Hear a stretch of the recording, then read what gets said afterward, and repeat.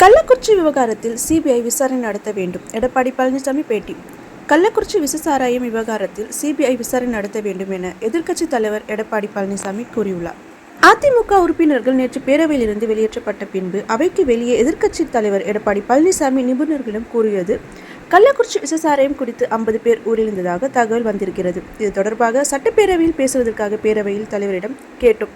அனுமதி மறுத்து வெளியே அனுப்பிவிட்டார்கள். பேரவையில் இது தொடர்பாக பேச வாய்ப்பு கொடுக்கவில்லை. மக்களின் பிரச்சனை சட்டப்பேரவையில் பேசுவது எதிர்க்கட்சியான எங்களின் கடமை. ஏழை எளிய தாழ்த்தப்பட்ட ஆதி திராவிட மக்கள் கள்ளச்சாராயம் குடித்து இருந்திருக்கின்றார்கள். இதையெல்லாம் பேச வேண்டும் என்பதற்காக தான் சட்டப்பேரவையில் அனுமதி கேட்டோம். எதிர்க்கட்சி துணைத் தலைவர் RP உதயகுமார் தொடர்ந்து உள்ளே பேசுவதற்கு குரல் கொடுத்தார். அவரை தூக்கி கொண்டு வெளியே வந்துவிட்டார்கள். அவரை கைது செய்யும் அளவுக்கு நடவடிக்கை எடுக்கப்பட்டுள்ளது.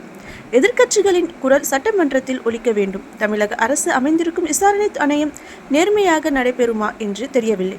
எனவே இந்த விவகாரத்தில் சிபிஐ விசாரணை எடுக்க வேண்டும். இவ்வாறு அவர் கூறினார். இவ்வளவு சாவுக்கு காரணம் அதிமுக அரசாங்கம் குரல் கொடுக்கல. திருமாவளவன் கட்சி போராட்டம் தெரிவிச்சிருக்காங்க. என்ன பையன் தாழ்த்தப்பட்ட மக்கள், ஏழை மக்கள் இரவுகள் பாராமல் உழைத்தால்தான் வீட்டில் அடுப்பையும் அடித்தட்டிலே வாயிலுக்கு குரல் கொடுங்கள். தயவு செய்து கூட்டணி வைங்கள் வேண்டாம் என்று சொல்வதை தேர்தலோடு நிறுத்திக் கொள்ளுங்கள். தேர்தலுக்கு பிறகு இந்த அதிமுக அரசு பண்டிகை அட்டுடைய அவர்களுக்கு துணை போகாதீர்கள். உங்கள் மக்களை மன்னிக்க மாட்டார்கள். இப்படிப்பட்ட சம்பவம் அரங்கேறி கூட இந்த கூட்டணியில் அங்க வைக்கிற கட்சிகள் இதற்காக எந்த கண்டன குரலும் கொடுப்பாது. வேதனை அளிக்கிறது, வருத்தம் அளிக்கிறது, கண்டிக்கத்தக்கது. அதோட தூத்துக்குடியில அதிமுக ஆட்சி இருக்கிறது. தூத்துக்குடியில 2 பேர் இன்றைக்கு காவலுக்கு அழைத்து சென்று அதனால் அவள் இறந்தார்கள் என்று அவளுக்கு சிபிஐ விசாரணை வேண்டும் என்று அன்றைக்கு எதிர்க்கட்சி தலைவர் ஸ்டாலினே குரல் கொடுத்தார். சிபிஐ விசாரணை இன்றைக்கு நடந்துகிறது. இன்றைக்கு சுமார் இதுவரை 50 பேர் மரணம் அடைந்து விட்டார்கள்.